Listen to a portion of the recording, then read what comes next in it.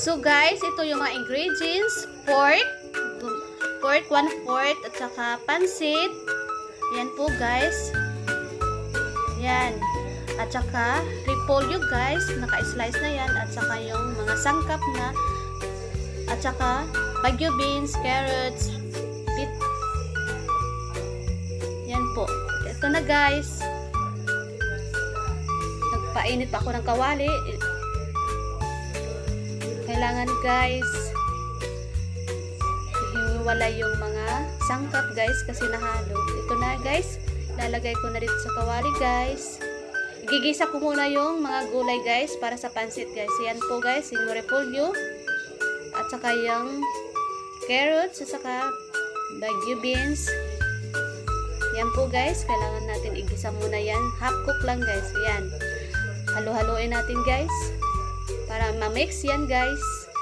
Yan po guys, halo-halo lang para makita natin ng yan po, lutong-luto na guys. Kailangan po guys, i-separate natin guys. Tanggalin natin sa kawali guys. Yan na, tinanggal ko na guys. Yan. Pagkasunod guys, gigisa ko naman ulit yung bawang. Ito guys, bawang. Kailangan yung bawang guys, medyo brown guys. Sunod yung mga sibuyas guys. Yan po guys, kailangan halo-halo natin guys. Igisa lang natin konti yung mga sangkap guys. Ganun po ang pagluto. Yan po guys. Gisa-gisa lang natin muna. Kailangan maluto yung mga sangkap guys. Para masarap yung niluto natin na pansit. Tapos ito na yung pork guys. Yan. Gigisa na yung pork. Kailangan lutuin muna natin tong pork guys. Yan. Kailangan nating halo-haloin guys. Halo-halo hanggang sa ma-mix natin yung mga sangkap guys. So kailangan guys, pagsipagan lang natin maghalo guys. Ganun talaga ang magluto guys. Ganun. Kailangan natin takpan guys para maluto ang pork na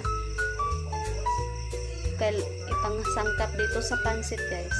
Ito na guys, nilagyan ko kunting mantika tong pansit.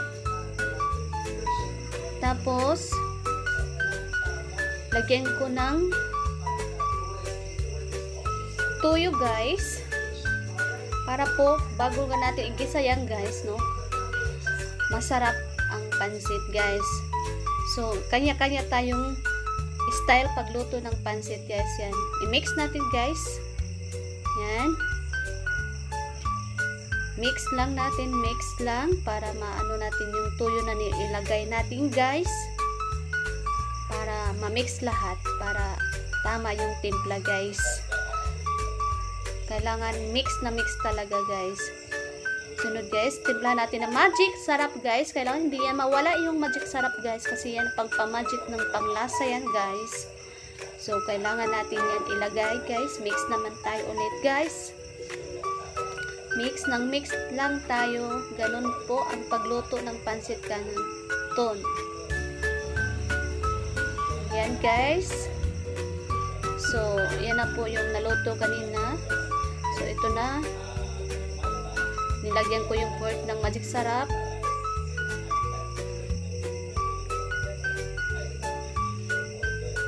Ito guys, no? Yan. Lutong-luto na yung pork. Haluin po natin guys. Halo guys.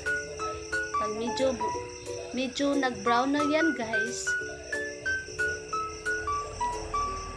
ibig sabihin guys, luto na yung pork. So, yan guys. Kailangan ko nang ilagay muna dito guys. Ayan guys, nilagay ko na dito sa pork ang pansit guys. naluto na yung pork, ilagay na natin yung pansit guys. So, ito na guys. Tingnan nyo mabuti guys kung paano ko niluto guys. Ito na. Minix ko na naman ulit guys. Para yung pork mahalo dito sa pansit bihon. Yan guys. Halo-halo lang tayo guys. No? Yan guys. Luto na guys. No? Thank you for watching.